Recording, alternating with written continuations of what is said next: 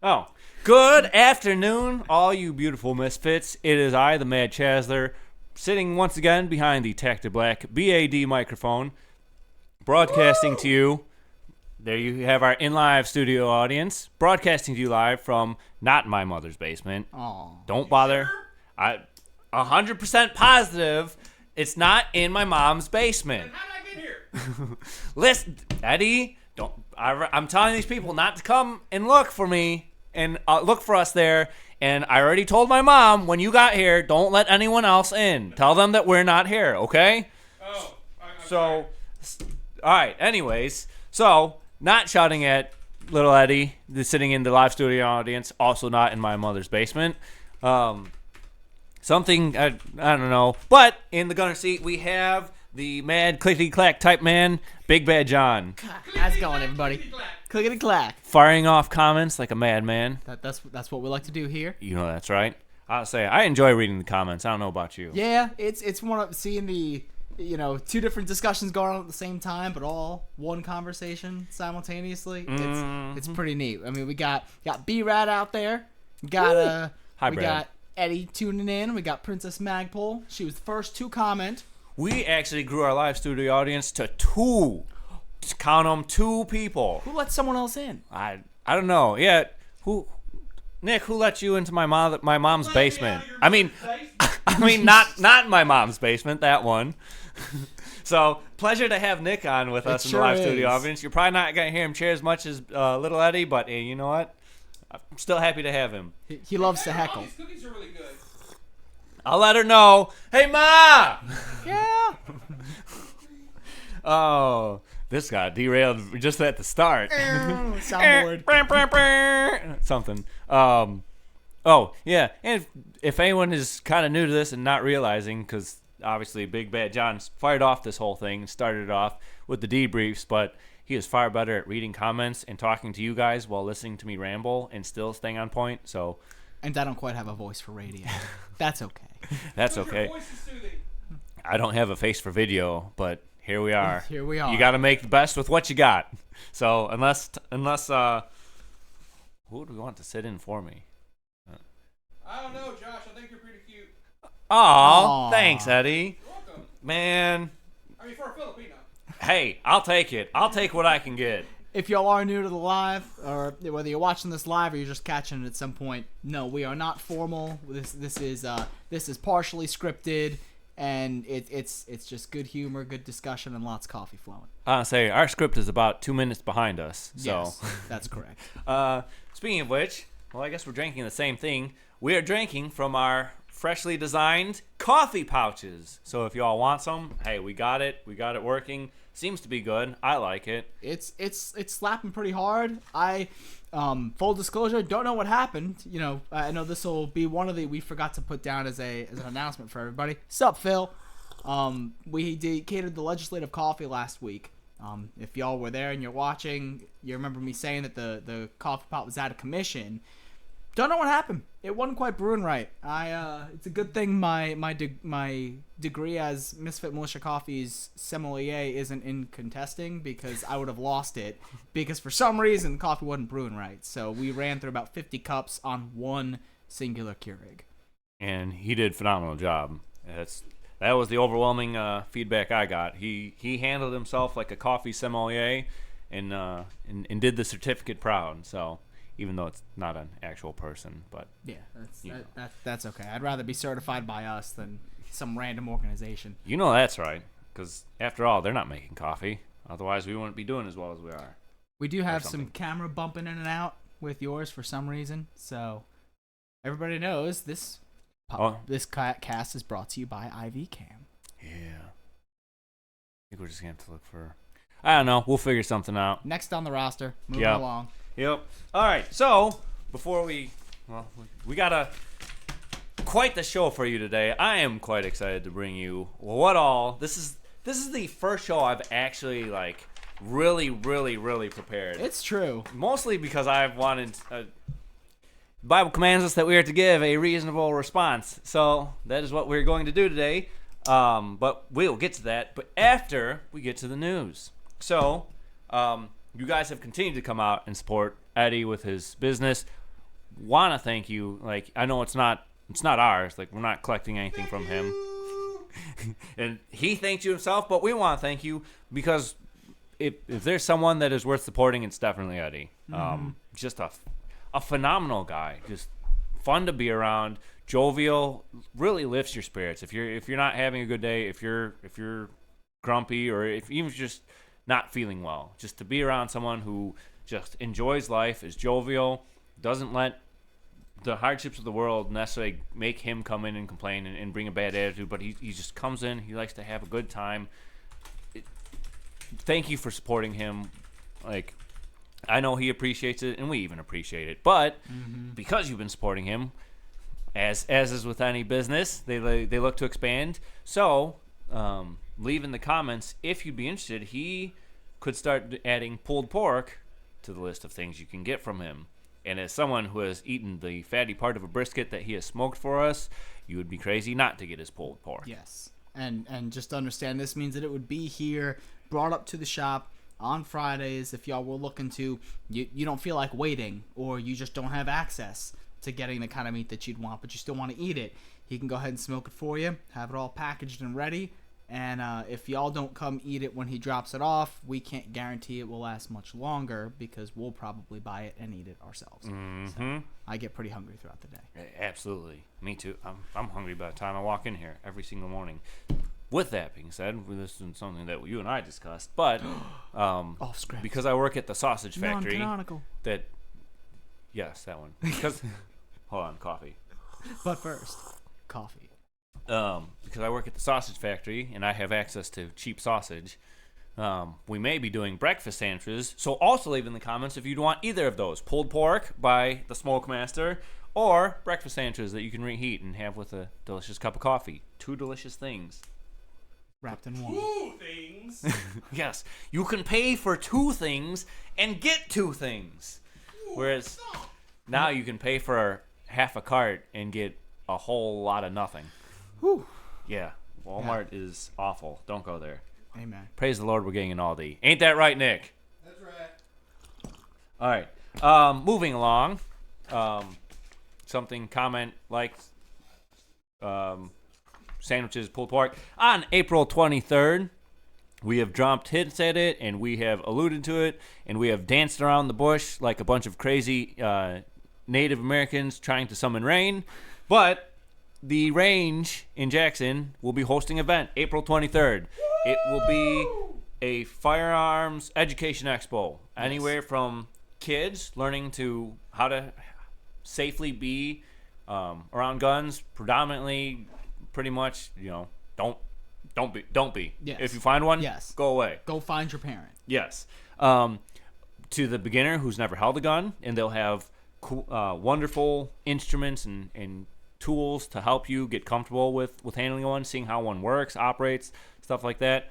All the way up to the enthusiasts, they're talking about having guns through the eras of the different eras of war and how the gun has evolved with it.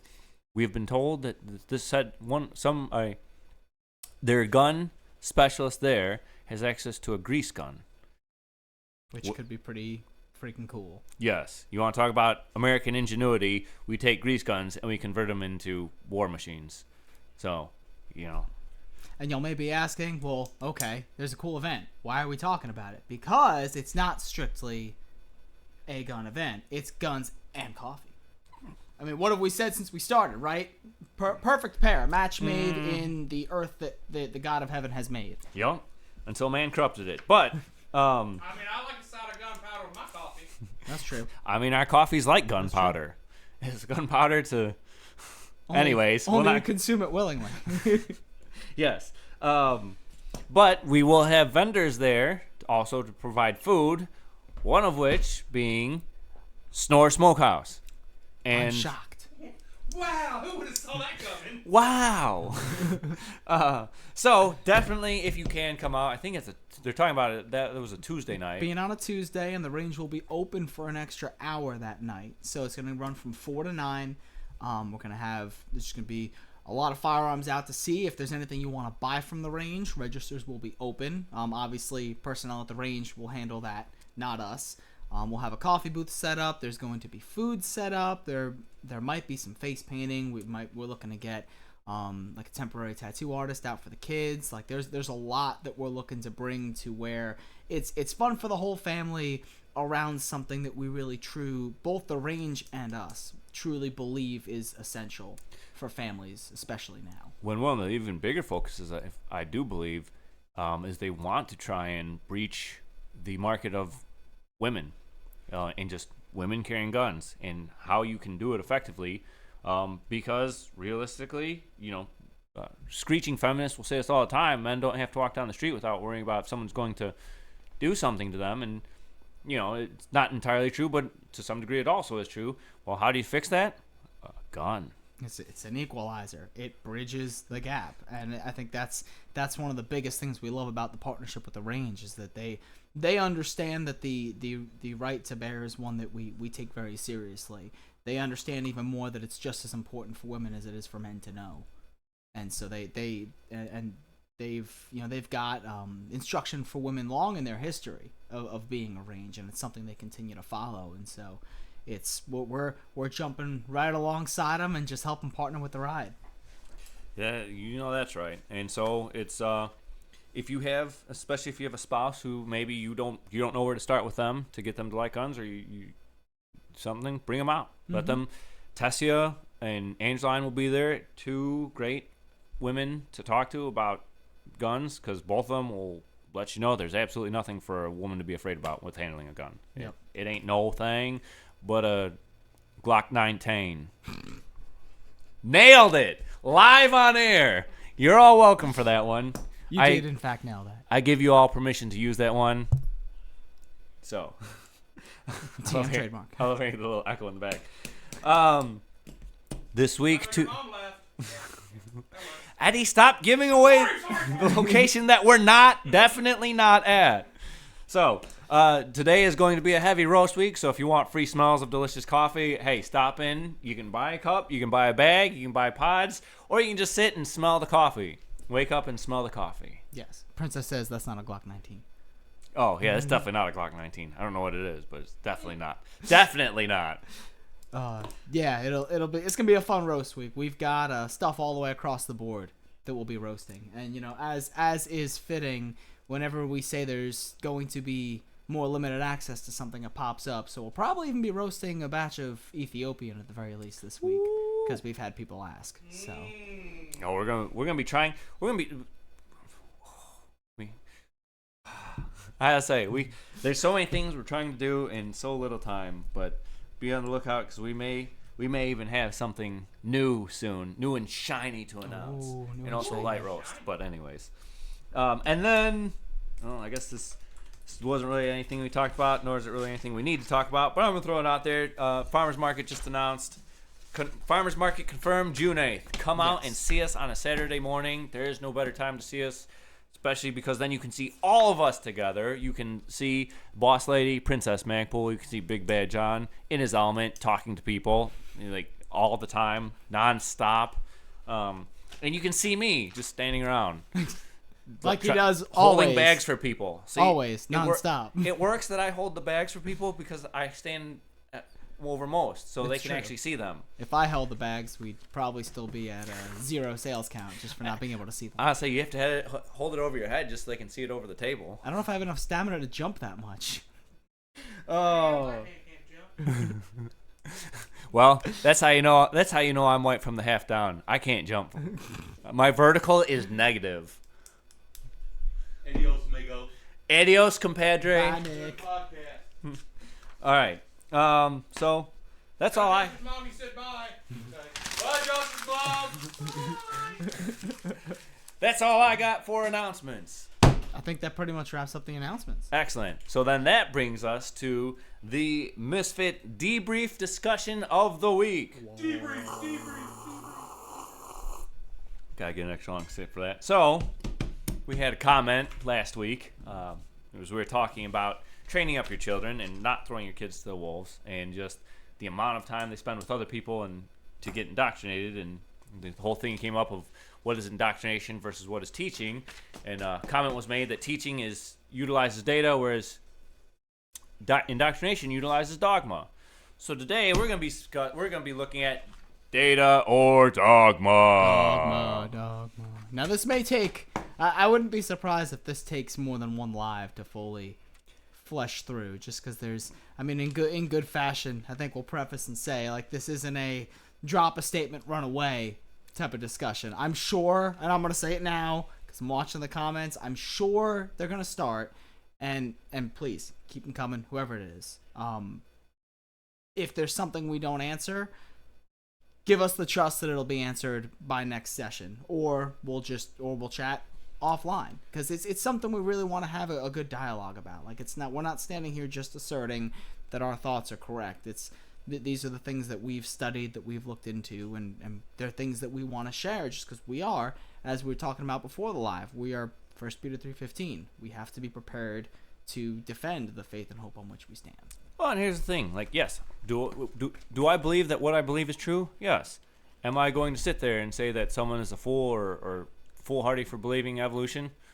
Well, yeah, but I'm not going to sit there and treat you like an idiot or treat you like you're whatever this or that. I recognize that I am logically consistent, and I realize that we cannot indefinitely prove God. We cannot indefinitely not prove God. Right. Ultimately, it's going to come down to what you choose to have faith or faith in. But we can make objective statements of whether something is scientific or not. And if you're going to sit here and tell me that your position is the most scientific position, well, hey, let's go through it. So, I guess we'll start with the one that isn't ours.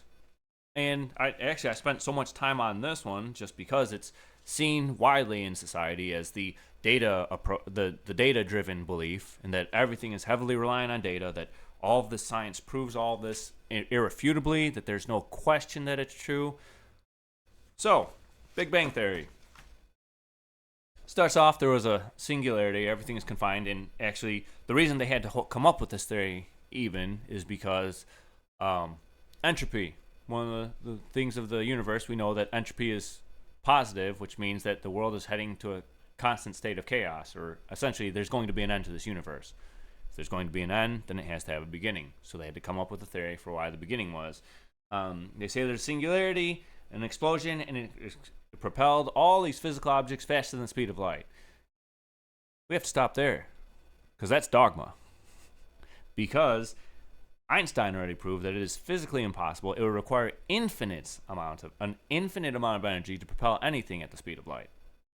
I thought they had a whole discussion like 4 years ago with the Higgs boson particle, stating that things could not move at the speed of light. Yeah. Which was a pretty recent find, and it was kind of shattering because up until a couple of years ago, we had accepted that you could have something travel at that speed. Now we can't, and that's with you want to talk about our biggest scientific resources. That was the big hadron collider, I believe. Yep. That they used to test that. Yep. So it was no. Einstein proved it to be a physical impossibility, and that verified that it was a physical impossibility. You know what that's called? Science. Where a prediction is made, and the evidence points to that prediction. So, it's physical impossibility for it to happen. But, you know what? Just for fun, we'll ignore this physical impossibility that starts it all off and say, well, okay. We have no explanation for why things should, at that point, travel faster than the speed of light, but fine. We want to accept that? All right. So then the theory continues on that it's traveling faster than the speed of light. Obviously, it can't keep going at that route, but they had to do that in order to justify saying that it was able to escape from one another. But the gravitational forces from each body slowed everything down so that now we get it to where the universe is now. And we know everything's moving away. So that's why they say that there's a Big Bang. But it's decelerating because it had to be decelerating. Otherwise, everything would still be moving at the speed of light, which we know it's not. So we have this in there. Well, also dogma. Because with scientific advancements, we have found that the universe is actually accelerating. So we have another thing. Well, okay, but because of how this works out, the universe is going to be decelerating. No, it's accelerating. Now, what I believe, based off the Bible, God made the universe, says, walks through that in Genesis 1. He made it perfect. It was good. So in my mind, if God makes a good universe that is in basically perfected, everything is moving as it should be in unison, no problem. Man sins, everything starts to fall apart. And what happens when you have a ball sitting atop a hill and you just give it a gentle nudge? Slowly starts to pick up speed as it rolls down the hill. It starts to speed up. I realize I can't prove this. But what does the data say? The data says the universe was at one point there was a point that everything was centered around, and then everything started to fall away.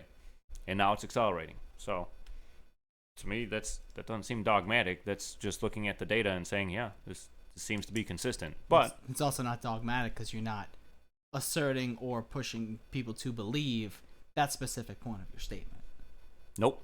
It's a working thought. I guess a hypothesis. I don't know if it's something you can really test because it's we won't a theory. be alive to see the answer. But yeah. Well, that's a theory because I believe that's the definition of a theory. It can't necessarily be proven true, but it's accepted as valid so long as it's not proven false. Right. Well, it's not proven false. The universe is in fact accelerating. I thought you had to have some level of study to prove thoughts from a hypothesis correct to be able to establish that it's a theory. Well, for the scientific world to accept it, but then here we are accepting evolution and Big Bang, that's and true. There's no science that we can use to actually prove it. Yeah. Now I know some people will say, "Oh, but see, they discovered dark energy is the reason why it's accelerating rather than decelerating." That's also dogma. Why did we come up with this theory of dark energy? Because our predictions weren't true. That's not science. Saying, well, my prediction would have been true, except there must be an external factor that made it false. That's not science. No, that's like adding a constant to a formula. Yeah. But until it doesn't work for something, and then you create a separate bound for. Well, then you say, well, in this specific case, there's this constant that we add, and that's the thing. When you say, well, then no, but they have evidence to prove that there's dark energy. I've looked it up. I've looked. Where's the proof of dark energy? You know what I found? Oh, this galaxy over here doesn't behave how we don't understand why it behaves the way that it does. Therefore, dark energy. Not really objective. Yeah, there's another explanation for that. We have a very limited knowledge of how all of this stuff interacts. Yep. So, at that point, there's really, I guess, then that's my biggest thing with these discussions is I'm all open to hear everybody's side, but I don't want open-ended answers. I want something to, if someone's firm on something and they can point to things that are leading to a thought, it's a lot more understandable to me than making a statement of, well, what else could it be? I don't know. That's what we're figuring out. That's the discussion. Well, and that's the thing. Like, even for people who want to believe all this, you're not going to hear an argument from me, but the second you start telling me I'm dogmatic and that you're data-driven, now we have a problem because you're just objectively not true. What you're saying is just objectively not true. If you want to believe it, that's not. If you want to believe impossible things have happened and then accuse me of being the irrational one who believes in the impossible, hey, I'll give you an answer for everything that you say is scientifically proven. But it's saying that I heard it on a Cliff Ratchet or Ratchell, whatever. Ratcliffe, that one. A Cliff Ratcliffe video where she is an apologeticist. And there was someone who said, well, no, but these are the best working explanations that we have. So what? Just because we think it's the most viable doesn't mean it's true. We can say, yeah, there's nothing that really works. There's nothing I think really works. We don't have to believe something just because it's the best working theory that we have. Because all saying that something is the best means that you don't have one better. It doesn't mean that the one you're pointing to is actually valid or even worthy of being trusted. Yep. I mean, I keep saying it, but I cling to it so much because it was, we were in college at the point that whole thing with the Hadron Collider went down and they did all that testing. I was in my electronic properties and materials class, discussing that. I'm like, okay, hold on now, because we're like in the middle of discussing things, and what are the chances that something could phase through a wall and come out the other side? Yes, there's a chance. It's like 10 to the negative a million power that you'd ever get it. Million. And then you come out with that, and that really set my brain spinning, because it's okay, like, that's something that was accepted. You had entire, and I know this seems stupid, but entire television shows made based on the concept of not is it true, but one day we will find a way to travel the speed of light. Just like that. Gone. Nope. And we'd accepted it for years. So you can't just take things and say, well, we don't know further, but we know this much. If you don't know further, there's a good chance you don't know that much. And the funny thing is, the more you look into it, and the more we dive into it, because I will happily dive into more, all of these theories require you realistically to actually be ignorant of science. You have to know very little about it. And we still got more to go. If you think I'm wrong, I will gladly prove what I'm saying. The more information we're having, we're finding that all of these things were basically set in ignorance, and yet we're still accepting them as true. Think I'm wrong? The James Webb Telescope, the newest telescope that we have out in space, that is just its sole purpose is to map the stars. They're finding galaxies out there that science says shouldn't exist.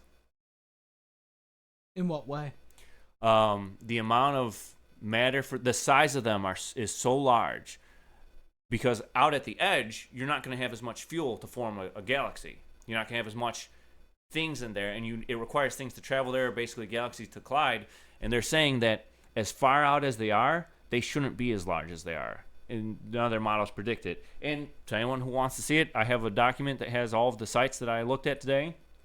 All the sources that I looked at, you can look at them for yourself. You can see. You can YouTube James Webb Telescope found galaxies that shouldn't exist, and you'll see plenty of videos.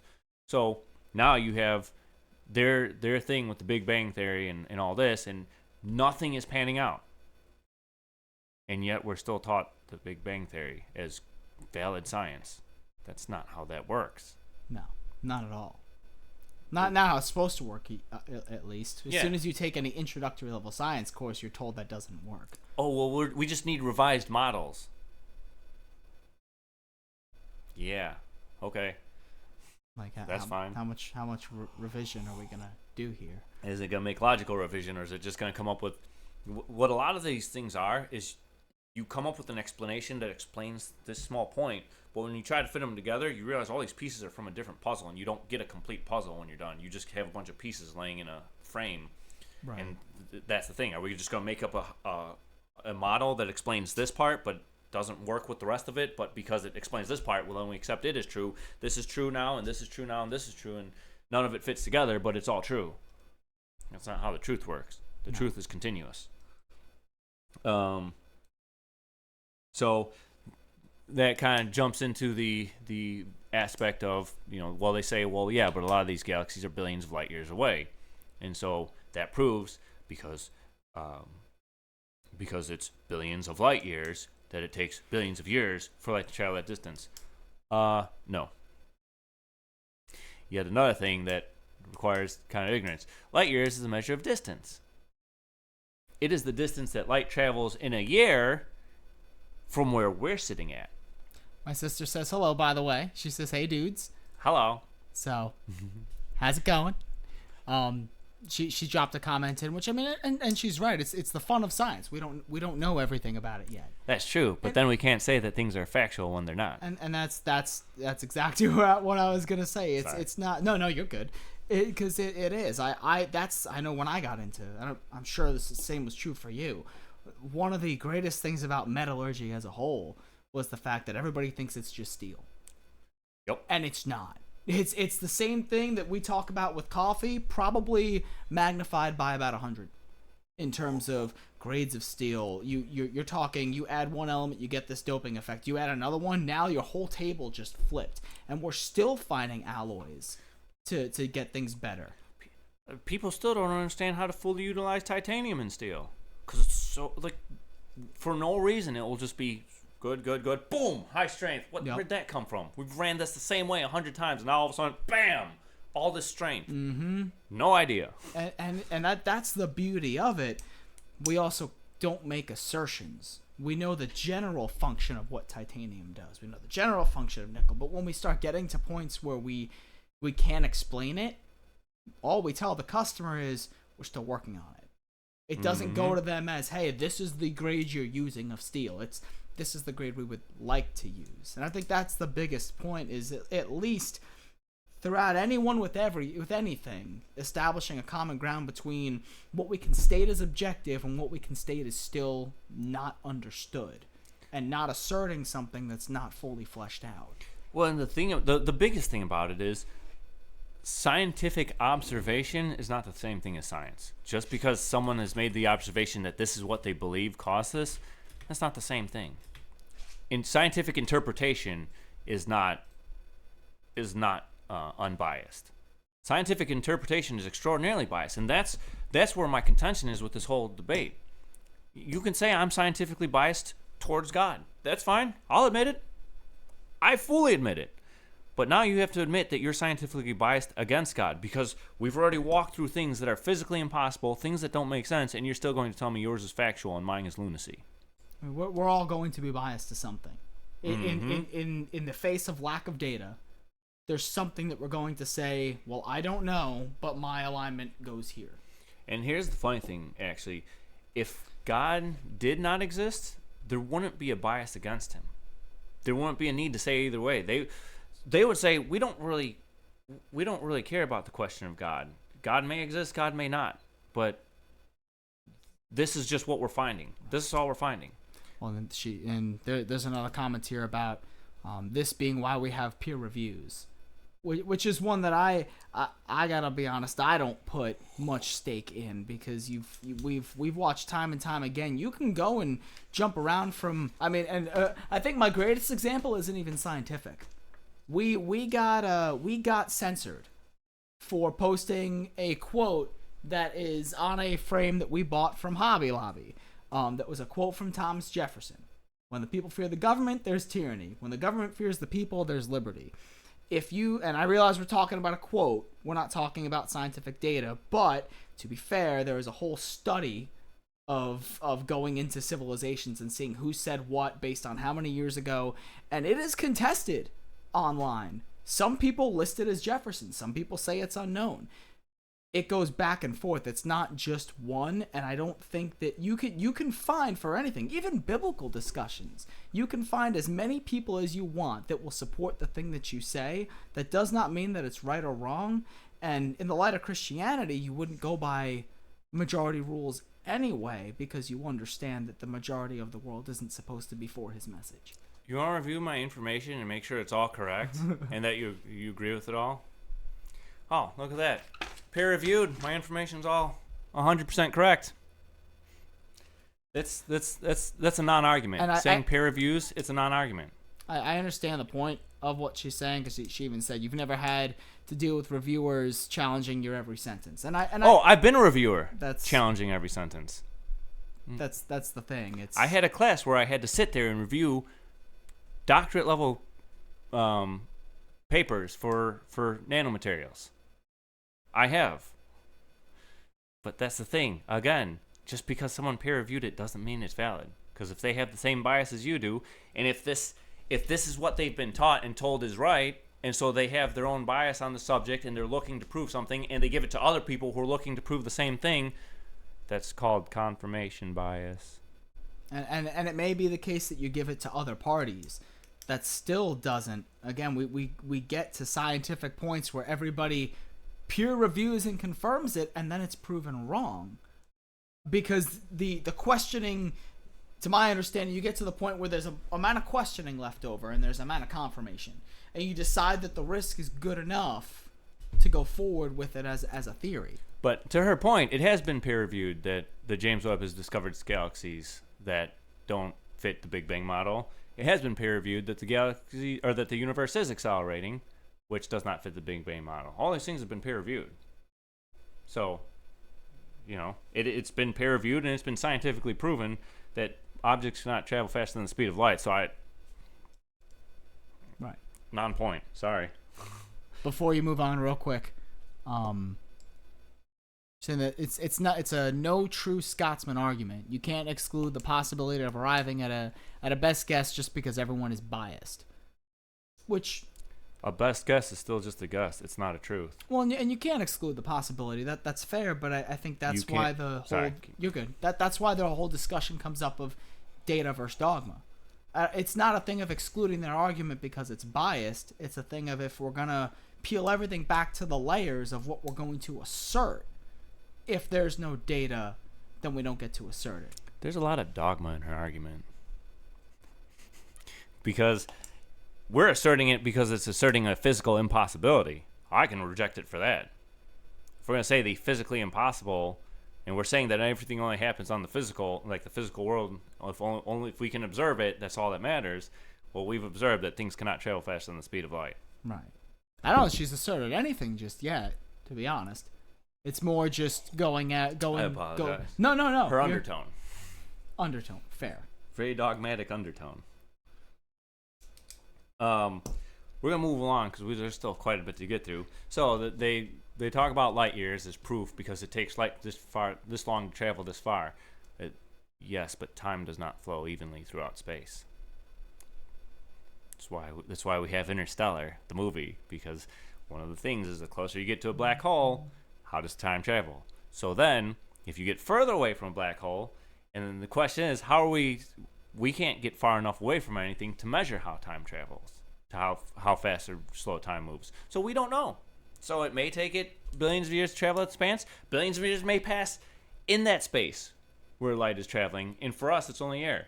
We can only measure light and time where we're at. But between all that, where you're far away from all the black holes, because the Earth, there's black holes within the Milky Way, which may distort the time, which absolutely distorts the time and how time flows where we're at. So the fact that it's several millions light years doesn't necessarily prove anything. It's an objective fact that as light travels from Earth, that it is this distance away, but that doesn't mean that it is going to take that many years for light to actually travel. It is just giving you a distance from the Earth. It can't give you a time because, as we said, time doesn't flow evenly. So it's one of those things. And that's one that, I don't have proof that time flows differently in between galaxies, but we know that it does. That's all I'm really gonna say on that. I don't know how long it takes these things to travel, but I couldn't even wager a guess. but what I'm to her point of just because, or what she said about probability or a thing like that, what she was saying with that. Not excluding a possibility just because everyone's biased. Well, that's the thing. We can't exclude that possibility that light can travel these billions of light years, since billions of light years is a unit of distance, not time, in a short amount of time because of the fact that time flows. So right. We can't exclude that because we know time flows differently. Right. So there should be some consistency there. I know there's also a thing that we have used carbon dating to prove the age of the Earth to be however many billions of years old. The problem with that is carbon-14 has not been in steady state. So how do you know the starting point? Oh, we found this fossil. Oh, well, what carbon-14 level did it start with? Because if we assume that it's just the carbon-14 level that we have now, then we're going to grossly overestimate because carbon-14 is actually increased in production because it's heavily dependent, and you can look this up yourself, it's heavily dependent on the Earth's magnetic field. The Earth's magnetic field has been deteriorating. In fact, I saw a scare article probably back in like 2009, 2010, that saying that in the last 10 years, the Earth's magnetic field has decreased about 10%. There's some scare article like that released at least once every 2 years, 4 years. Yeah. And they keep talking about how the Earth's magnetic field is constantly decreasing. Well, if it's constantly decreasing, that means that there was a point where it was very strong and you had almost no carbon-14. Right. So how are you going to get an accurate representation of anything then? You can't. And see, I've never been a big fan of that argument even without knowing any of that strictly because we understand that if the whole something is new versus it's new to you concept. I buy you something, it's brand new to you, and a year from now, I've had it for a year, but that doesn't tell you how old it is. And so we talk about the creation of the world, we talk about God having created everything by the Bible itself, and I would say obviously it wasn't created from square one. What came first, the chicken or the egg? No matter what answer you give, it didn't start from zero. It was there. And I only assert that just based on the biblical's lack of description of creating infantile animals that grew and were raised. It was just, and the lions were created, and all of these animals were made. You don't know how old they were. Well, and that one it's because the whole thing of it is carbon-14 then gets converted into a carbon-based life form. And so when you eat it, then your body builds with it. And so you can look at that carbon-14 to see about when that, how long that has set. Because once you die, you stop taking in new carbon. You stop taking in new carbon, and all that's left is the last bit of carbon that was in your system. Well, again, if it's not in steady state, but in order to make it some kind of prediction, you say it is, well, okay, then there's this much carbon-14 at start when really there was only this much, because now there's only this much. And you say, oh yeah, it decreased all the way down to here. No, it only decreased from here to here. I'm going to say give everybody a quick definition of steady state for anyone watching that doesn't have... We'll do like the 101 version. So steady state basically means that if you have a river and it flows at, let's just say 100 gallons an hour, that means if you were to go back 10 years, it would still be flowing 100 gallons per hour. And if you go back 1,000 years, it's still flowing 100 gallons per hour. The way carbon-14 is made is you have cosmic radiation come into Earth's magnetic field, and these are high-energy particles. They're so high energy, we have a phenomenon that is created by them called the Northern Lights. You're able to there's a lot of energy here. It would kill a person if they came face to face with it because there's so much. It interacts with the nitrogen, which is 14, the atomic number 14, and it loses 2 of its protons. So then it becomes a carbon atom. Since it still has its neutrons, that's why it's a carbon-14. But since it's unstable, it slowly decays to carbon-12. So when you have a strong magnetic field, the energy particles can't get as far into the atmosphere. Well, the farther away from the Earth's atmosphere you get, the thinner it gets, so you have less carbon in the air for it to interact with. So, 1,000 years ago, there was a lot less carbon-14 that was being created by this mechanism. So your overall level of carbon-14 would have been, just theoretically here. As the Earth's magnetic field goes down, that production rate increases, and you're able to make this much carbon-14. And as you keep going with the Earth's magnetic field decreasing, your carbon-14 is constantly being converted. So let's say 5,000 years ago, it was being converted at like 100 parts per million. And 100 years ago, it was converting at 1,000 parts or 2,000 parts per million. Steady state means that no matter what point you do it, it's going to be producing the same amount. And it's not. It never has been. As the Earth's magnetic field has been dropping, it's been going down. Now, here's my thing about this. I'm not saying that this indefinitely proves that what we believe is correct. What I'm saying is this is reason to not sit here and say carbon-14 is absolute, and if a carbon dated at this, then you got to accept that as science. Otherwise, you're just a closed-minded, dogmatic Christian. Well, because that's the point, right? It's not as we've said, but I want to keep echoing just to make sure it's understood. All that's being said is that you believe what you want, but understand that there are severe holes. There are severe gaps that if we're talking about not wanting to accept things by a blind faith, that's fine. You don't have to accept any of our viewpoints on things, but there should at least be the understanding that, okay, yes, we're still learning, and we don't know for sure. And that right now, a lot of that is flying on in the scientific world, that's flying on theories that I don't even necessarily like calling some of them theories because I don't think there's enough of evidence to prove that they even meet the criteria for a theory. I mean, that's how I feel about the Big Bang hoax. It doesn't even have enough evidence to prove that it's a viable theory. Galaxies again, galaxies that exist outside of what it says should be able to. The fact that the universe is accelerating, the fact that it requires us to just believe that matter, even though it can't, was able to travel faster than the speed of light. Yeah. So,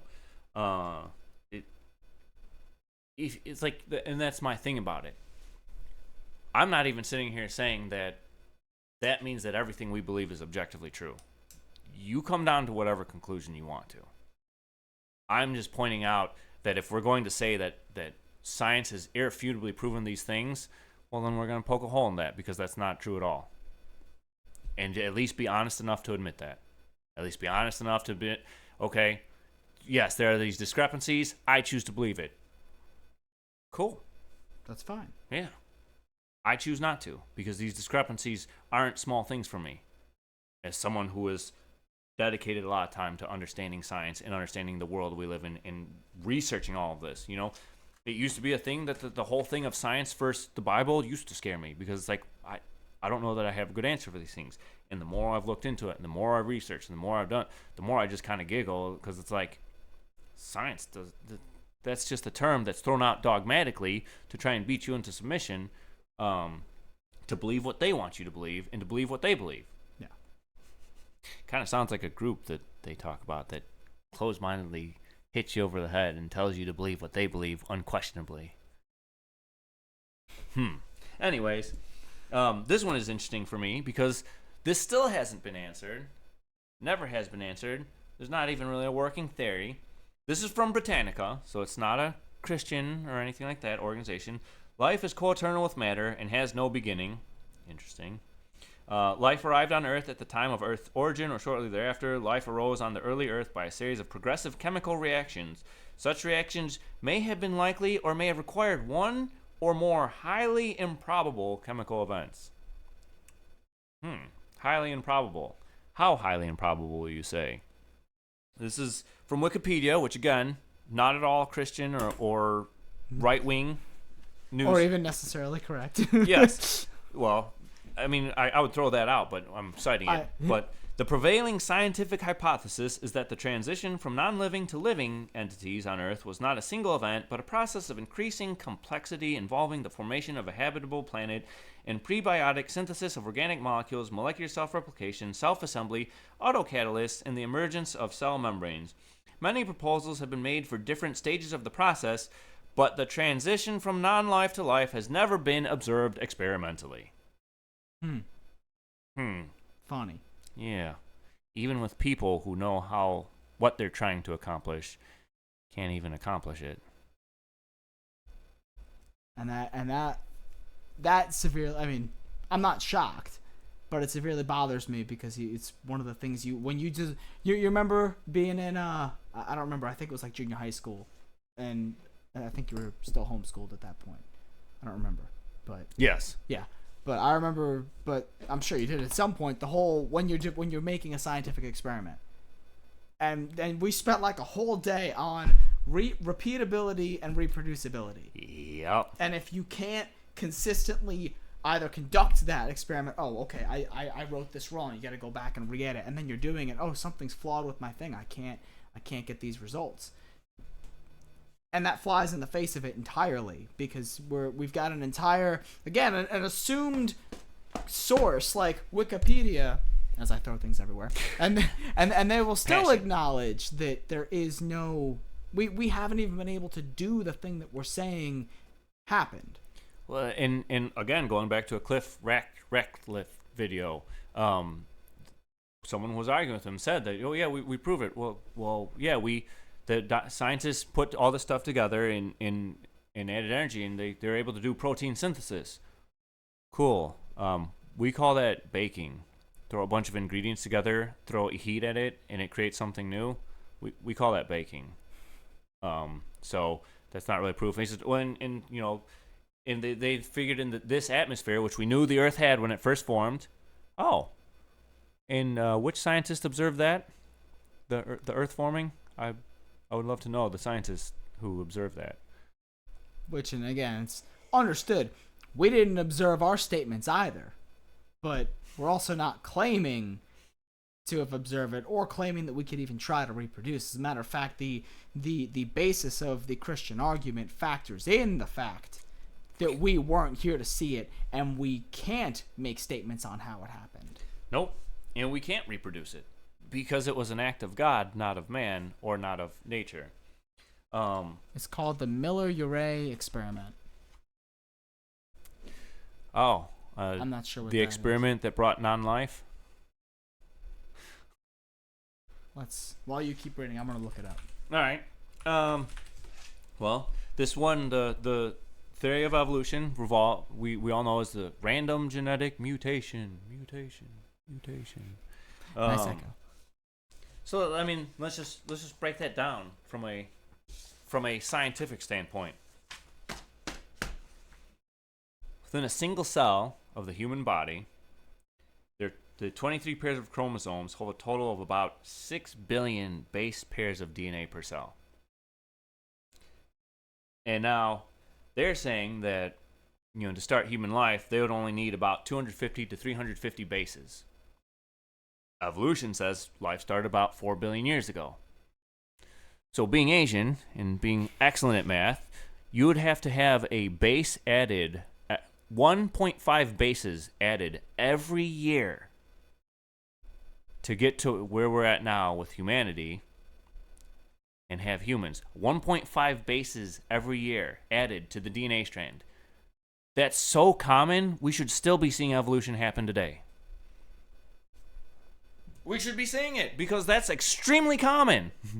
And on top of that, it's not just a base. Like, we're not talking a base because we know that there's smaller things for this base, amino acids, that form these protein blocks. No. And the interesting thing with DNA is DNA actually has a error correction factor built into it. Oh, that nature just knew that we needed an error correction factor? Seems highly improbable. Even if we could get past the point where we still haven't observed life come from non-life, we'll just ignore that. But 1.5 bases added every year, and on top of that, it has to get it right. I'm still trying to figure out how it made the jump from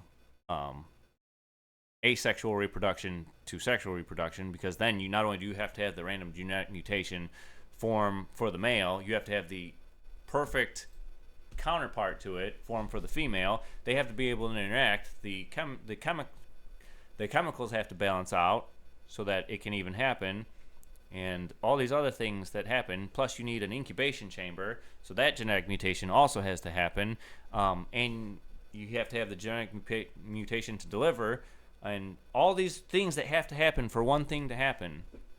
Yeah.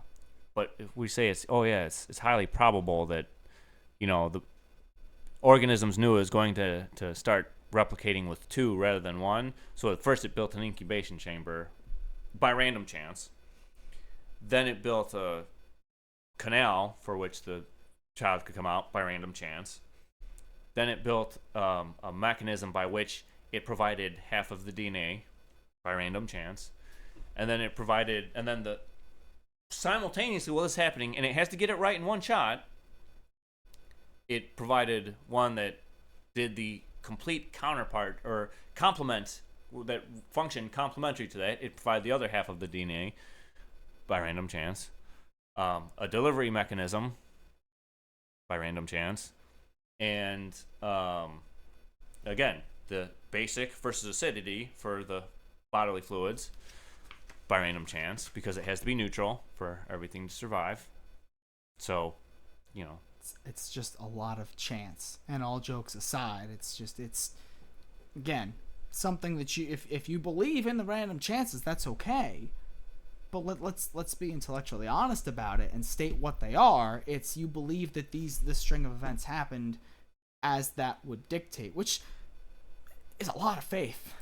Yeah, and that's what it really boils down to for you and I, right? It's not about our side is correct, your side is wrong, because we know we can't prove it. No. There's no amount of science that anyone can find that's going to prove either side. No. Because for those of you who want to believe in dark energy, I mean, here's 2 challenges. If you want to convince me, prove to me that dark energy isn't the hand of God, and prove to me that life came from nothing. Show me the experiment where not they hypothesized and synthesized protein where life actually came from non-life. Well, and this is the thing. So looking up that experiment, which is why my face went blank for a couple minutes there. Oh, you're fine. Just reading. I kind of figured. It. I will say, first off, Ashley, thank you for dropping that in here.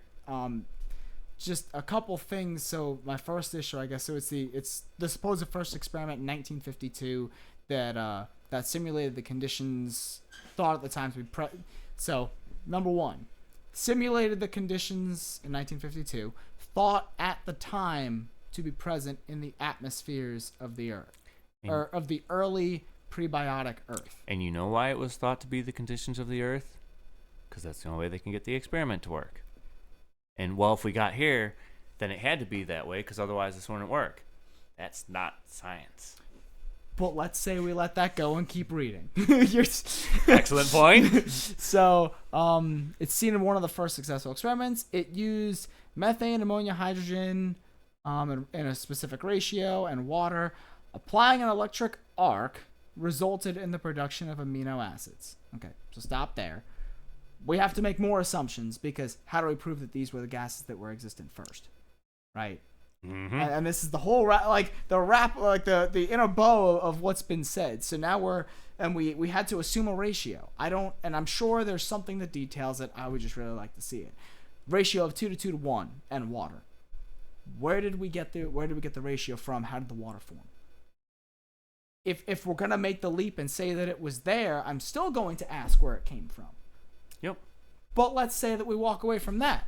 My biggest issue with it as a whole, where is it? The experiment investigating the origin of, I can't, it's very small and my contacts are not the greatest. But it's the statement of going from, I think it was inorganic to organic life, I think is what it said.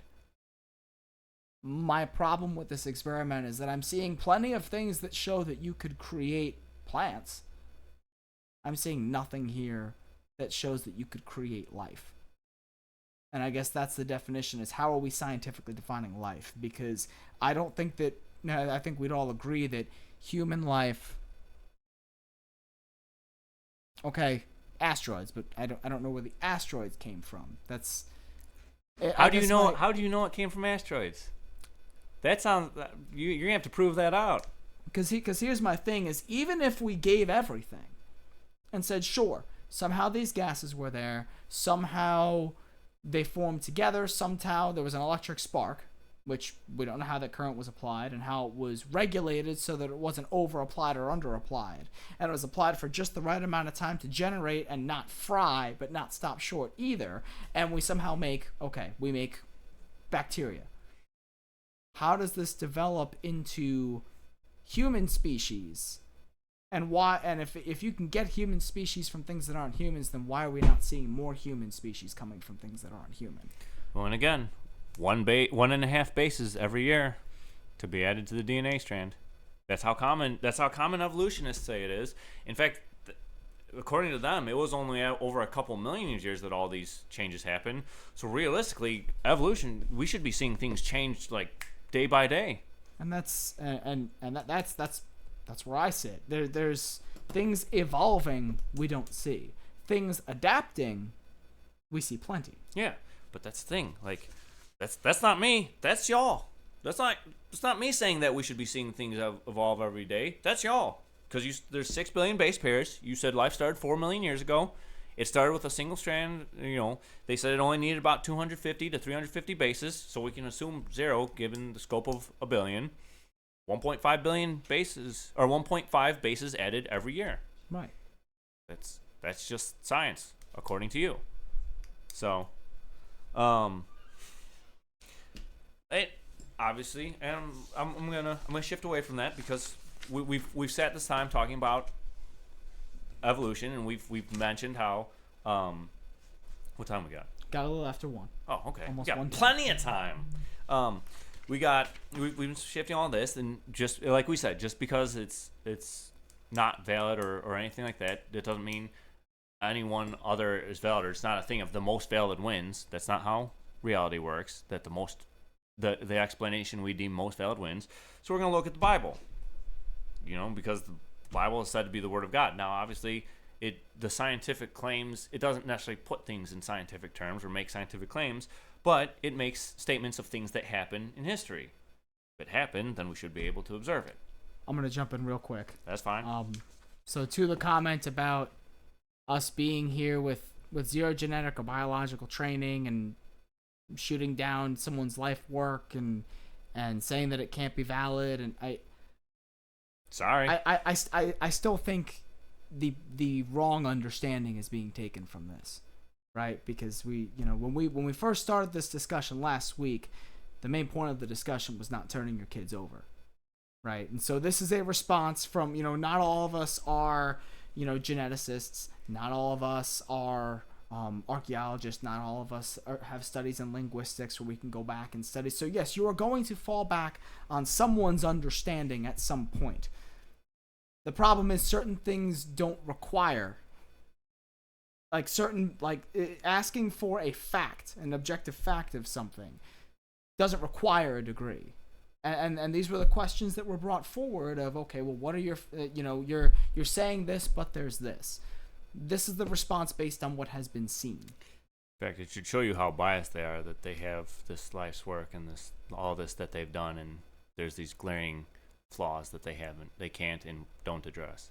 And I mean, and in any other context, it'd be beautiful. There is an absolute beauty to the study of science. Mm-hmm. There truly is. Understanding that God has put us on this globe where we can't understand even 2% of what's going on around us, and we're still allowed to strive and understand some of it. I don't think it should be stunning that we would stand and refute against something when we're looking at base principles here.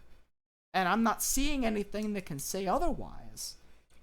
And we're saying, well, something doesn't add up. You know what trumps scientific interpretation? Logic. Logic is consistent. Logic always holds true. That's why we have geometry. Angle, side, angle. It never stops being true. Side, angle, side.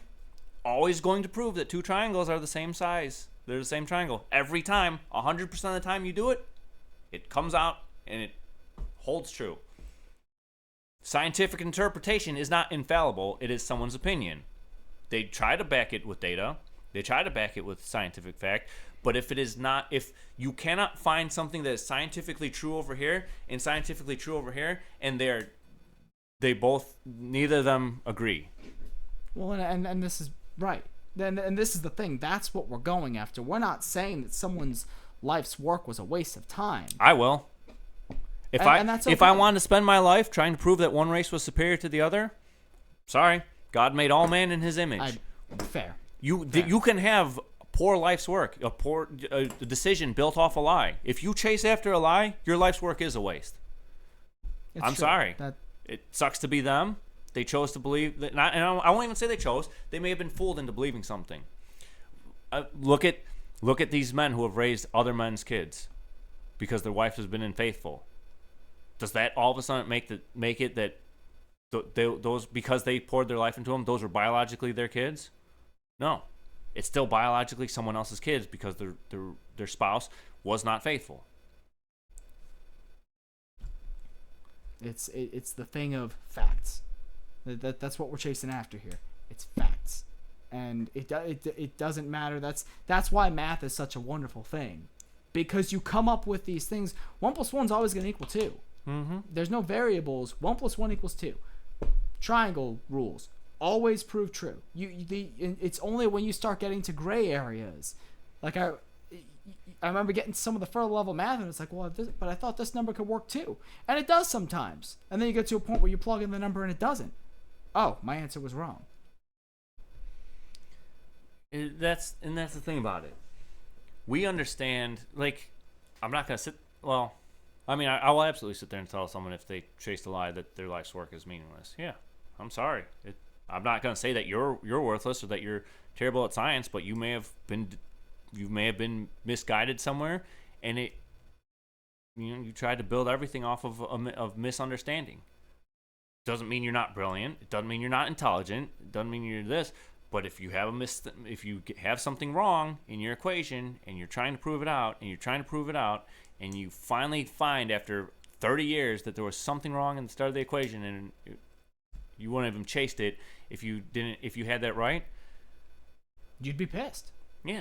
You would have wanted someone to find it sooner and say something. And there's nothing saying that can't be true. You can pour your life's work into something that just because you pour your life into it doesn't mean it's automatically true or valid. And if it turns out to be untrue, you have to admit that you wasted your life's work. It's unfortunate. It's the unfortunate reality of life. Going into that though, the Bible talks about the city of Jericho and how the people of Israel, once the wall came tumbling down, ran up into it. Now, no one wants to believe the story because it says that God basically asserts that God brought down the wall of Jericho and all that. Well, so if the Bible's not correct, then we shouldn't be able to find anything like this. Only they found a city that they believed that was in the location that as described where Jericho would be. City where the Bible said it would be. Interesting. I like where this is going so far. They found a defensive wall that had crumbled, and where Jericho was, because it was up on land, to prevent the land from sliding beneath them, they built a containment wall that kept the land stable. It was something that would stop the land from sliding and basically the city falling apart. And then from there was a defensive wall. So you have a wall here, up on top of it, you have another wall. They found a collapsed defensive wall by the retaining wall. So for someone, if someone were there on the outskirts when that happened, they would then have to march up into the city, just as the Bible said. They also found a burn layer, which the Bible says Israel burned the city of Jericho. And then they found it sat and it's actually desolate for many years because and the Bible says Joshua pronounced a curse on anyone who tries to build Jericho there. So that's not dogma, that's data. We found everything according to what it said. Now, am I saying that this is irrefutable proof that the Bible's true? I believe so, but I don't believe it's irrefutable. I believe it shows the validity of the Bible. Now, you could argue that it's historically accurate, but that doesn't mean that its claims about God are true. That's fine. That's fair. I can't prove the claims about God. I accept it on faith. Just be willing to be honest and admit that you accept your belief on faith. That's really what the heart of this is at. Just be honest and admit that what you choose to believe is on faith. Rather than asserting that someone else is completely unfounded with any data. Because that's the more that we have studied the Bible as a historical document over the last couple months, which is something that Princess was really spearheading, and like not that it hadn't been done before. I was just about to say, because this is Princess. something that exactly same page. Because these last couple months, it is uncanny to see, and this is gonna. I'm sure someone's gonna take this in the direction of, well, what about the translate? Just to nip the whole translation thing at the bud. We use English Standard Version. Why? Because it's one of the two that is most directly translated from the original language to English. And so if we want to have discussions on that, we can, but just understanding that we do take the time to dive in and go to, as was being stated, people who do have this as their life's work. And we do have to look and take someone's translation of Latin by faith. But at least it's founded enough of sources. Again, we're finding as much as we can to say, yeah, it's within pretty good accuracy. If you want to say we don't know, okay, I'll accept that.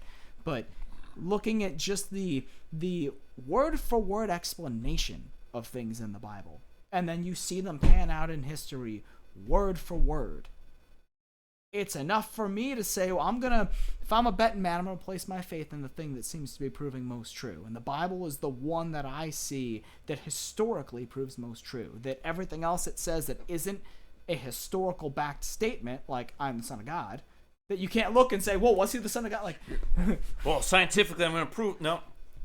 But everything else is enough that I can say my faith is not blind. Yeah, and that's the biggest thing. So you say, okay, one instance, okay, the Red Sea. And this was taken from and it will say in here, so this isn't just this is just Christians trying to prove what they believe. The Red Sea also contains numerous offshore reefs that defy classic reef type categorizations. Included in this catch-all category are atoll-like rings of coral, elongated coral ridges that rise abruptly from considerable depths on both sides, and peculiar complex reef patterns of odd shapes. Such Red Sea coral reef formations are almost certainly the result of the active and unusual tectonic forces that have been at work here for millennia and continue today. There are few true atolls in the Red Sea, several on the coast, but no true barrier reefs. We also read from the Bible that there was Egyptians chasing the Israelites through a parted Red Sea, and God closed the Red Sea on them, swallowed them up. And it is absolutely true, because we see it with pirate ships, that this debris can act as a nucleation site for coral to form. No. So you have a bunch of irregular coral, some of which are elongated, rings, atoll-like rings of coral. So you have rings, like wheels. Interesting. In all this odd shapes, well, once again, we have a Bible that tells us that, yeah, you should find that, because there was a bunch of chariots that got swallowed up there. And so it would make sense that things form like that. So there we have another data point that says, okay, the stories from the Bible seem to be panning out. The one that I never really hit on enough, that I kind of felt like, well, because it's within the same book, no one's going to believe it, the prophecies. Because we have the manuscripts from differing eras, from separated by and dated more than 500 years apart. You have King David, which we also have non-biblical references that we have found archaeologically, talking about the seed of David. So there's another point. Non-Christian civilizations were referencing David. And he describes in great detail in Psalm 22 the crucifixion of Christ. And here's the kicker. Crucifixion wasn't invented yet. They have pierced me on my hands and feet. Wasn't a common practice then. I don't know if you have King Sennacherib on there. No. Or not, with from Psalm 46 with King Hezekiah. Okay. The only tie to this king who was going, the Babylonian king that was going and wiping out all the lands, the only land he couldn't wipe out was Jerusalem. And this King Sennacherib, they have no historical account of him at all outside of the Bible. And they found this, it's a four-sided shape that he inscribed all of his conquests into. And the only one he doesn't, I believe it's that he doesn't notate having defeated Jerusalem. Everywhere else he got, but he didn't get them. Why? Psalm 46. We see that that they woke up that morning and the Lord had slain 180,000 men. Killed them in their place. They got everywhere else but not there. And the only reason that we have an account of him outside of that historical archaeological find is because we have note of it in the Bible. We have another one now. We also have Isaiah's prophecies, which are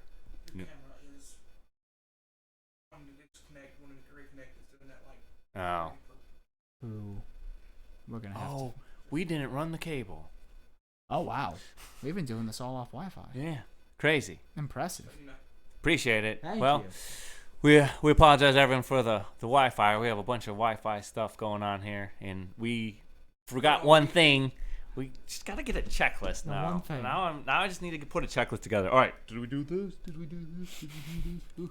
Hey, we're ready. Yay!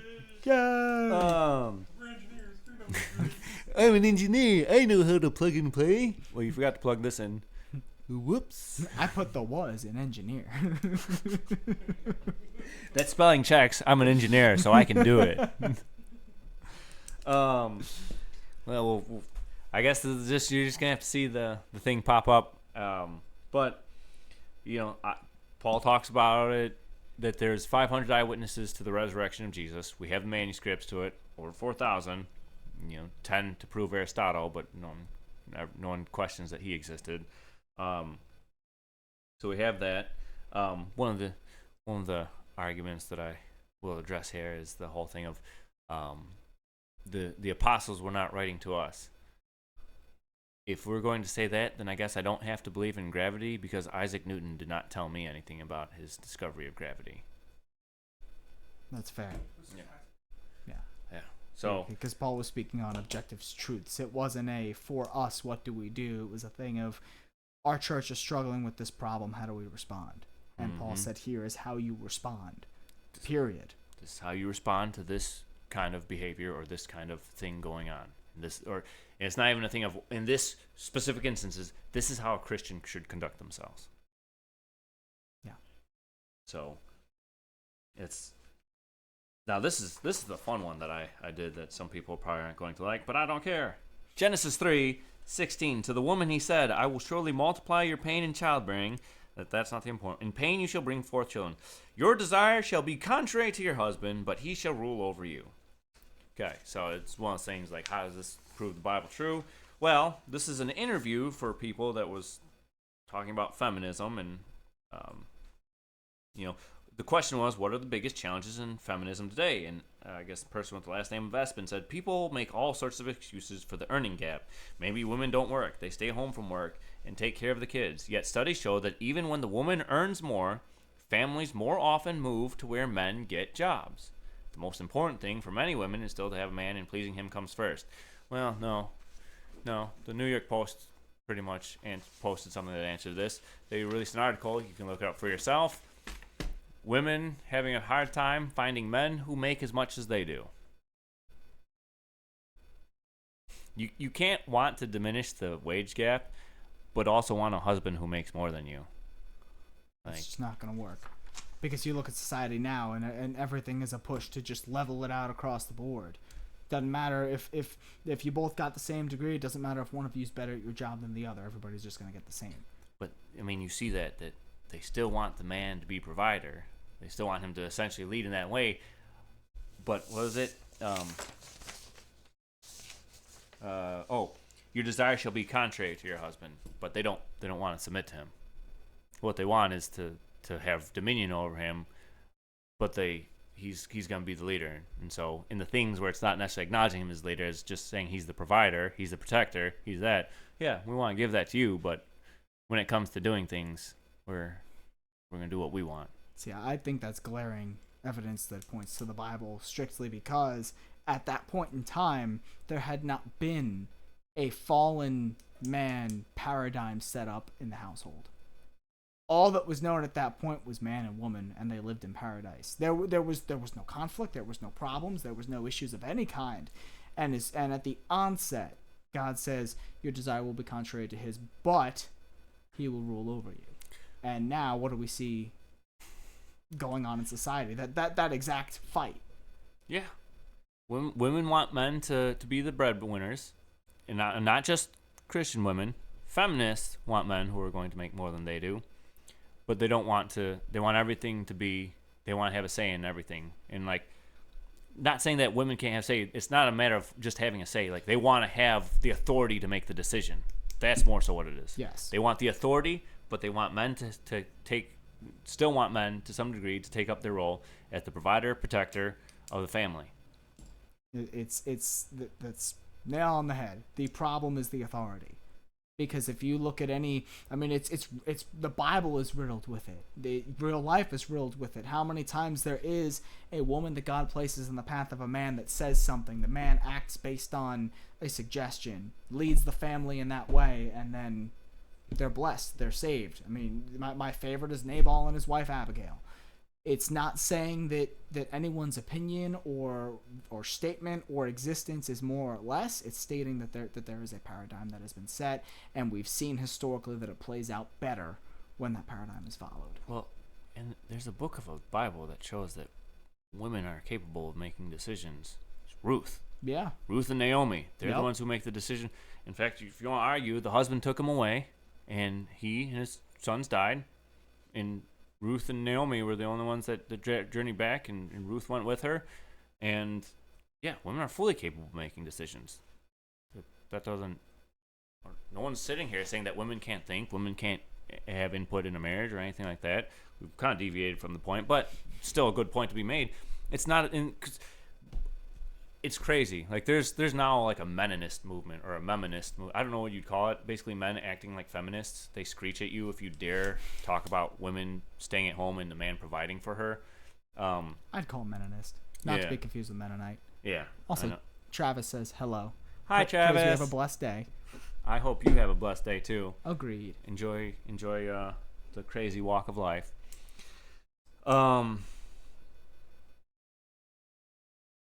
I'm not sure where I was going with that point of just meninist, but it's now instead of returning to traditional values, but it's on both sides. If you even talk about doing it how God has intended it, there's like screeching at you. No one wants to return to how. And then the funny thing is that they'll mock you. Here's a fun fact for everyone who thinks that it's returning to the Stone Ages to have women stay home and raise the kids.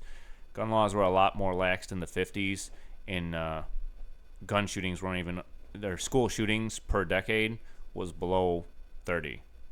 Ask me how I know. Because they topped 30 in 1980s, and so in 1990s, everyone's favorite Joe Biden enacted the gun-free school zone to reduce school shootings, and it jumped up to 60.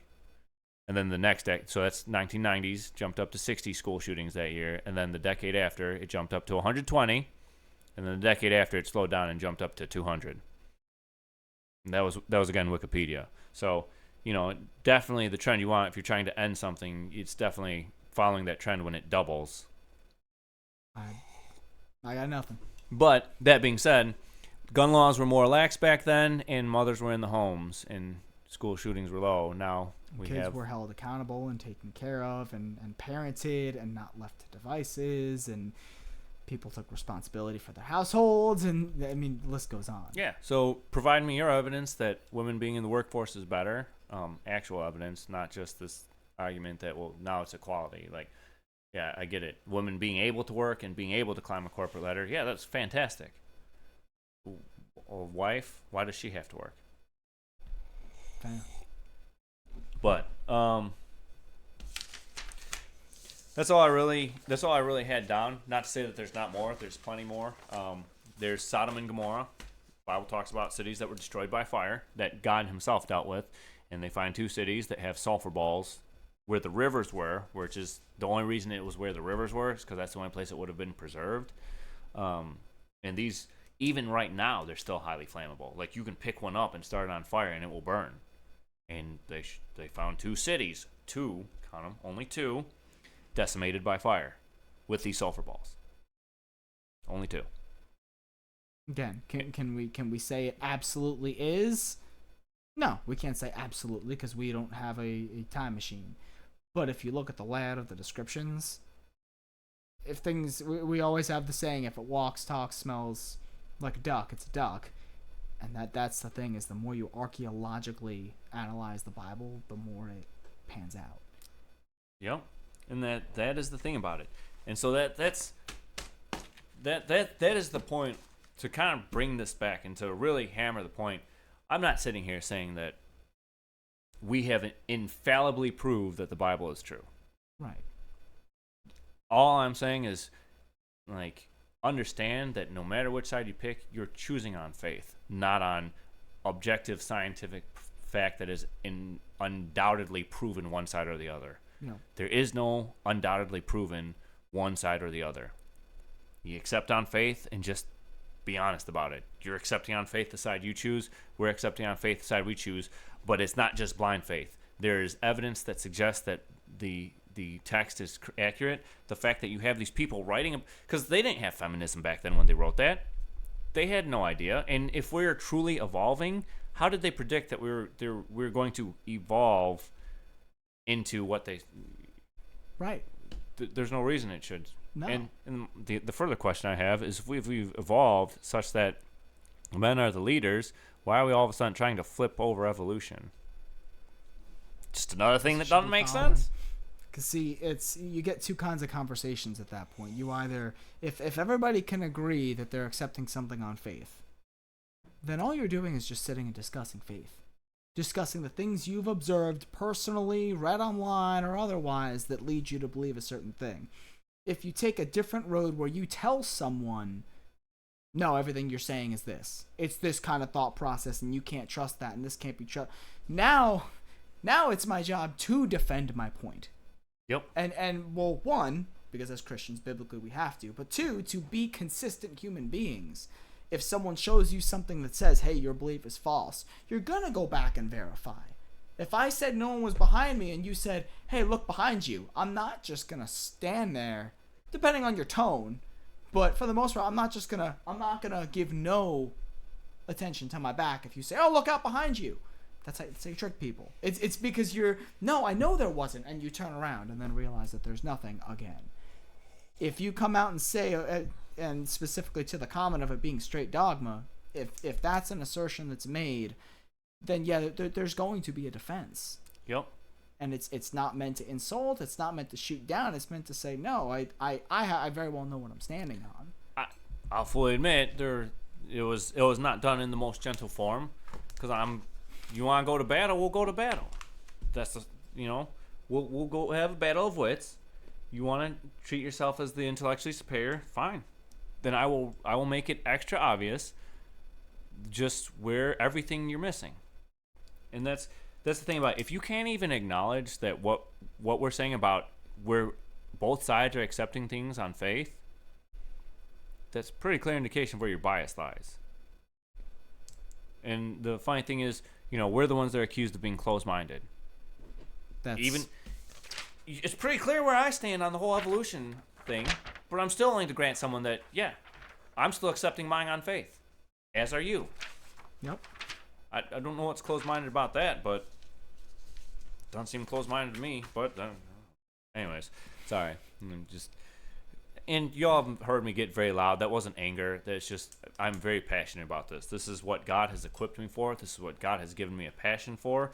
I feel the church has failed considerably, and I especially the American church, is in that we've just rolled over and said, oh, science has proven all these things. We got to back away from that. We can't make any scientific claims. Yes, we can. Learn your science. Learn. Be a Renaissance man. I was telling someone of the families that came in here to the Sun, be a Renaissance man. Be learned. Be versed in all of the different arts. Be artistic. Know music. Know science. Know all these things. Research it. Stop wasting time on social media. Just get rid of social media if you have to. Social media, the only thing it's good for is business meetings after you've had a full cup of coffee. It's a factual statement. It's the time where it's the time where you let someone know how much you love them by the number of memes you send them through Instagram and or whatever social media platform you use. But that's the thing is, we don't have to back down from science. No. We just have to be. We especially have to. My biggest thing is be a student of philosophy. Understand how to use logic, how to use it correctly, how to analyze these things logically. Because that's the thing. I don't have to see the experiments. I don't have to do all these things. It just has to pass a logical test. Okay. Big Bang Theory says that the universe is going to be decelerating, and we found that it's accelerating. Can these two things... One says this way, one says this way. Are these two things the same? No. Something's wrong. And that shuts it down right there. Yeah. I don't need to provide data to prove that something's wrong. The data's already there. It says it's doing this thing. It says it's doing this. The hypothesis says it's doing this. No. You be students of philosophy. Learn to be logical in all that you look at and analyze, and look critically at everything. Because bias is really easy to spot, because there will be a jump. To give you an example, one of the people that shrieked at me like a Meninist when I said that women should be taken care of by their husbands, tried to say that Catholic Church proves that God doesn't exist. That makes no sense. God is not unanimous with God and the Catholic Church are not one and the same, or the Catholic Church doesn't determine who God is, so that there's no connection there. But in his mind, because they are evil and they worship God, then God can't exist, because then God would be evil. It's like, well, hold up now.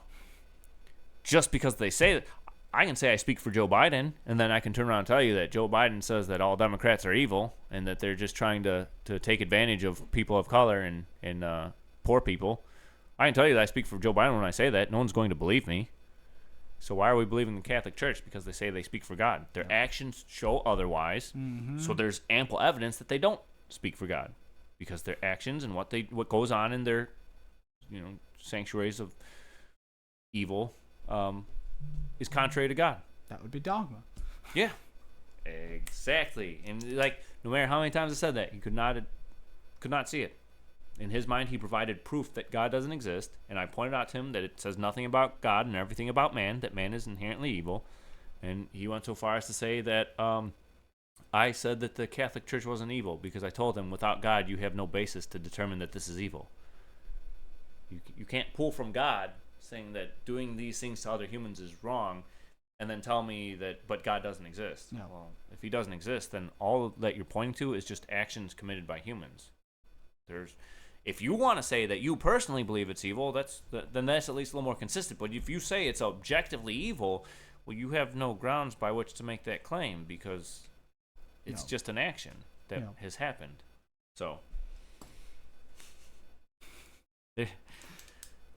there, and obviously, if anyone wants to know further or deep dive into some of the other stuff, I would absolutely love to.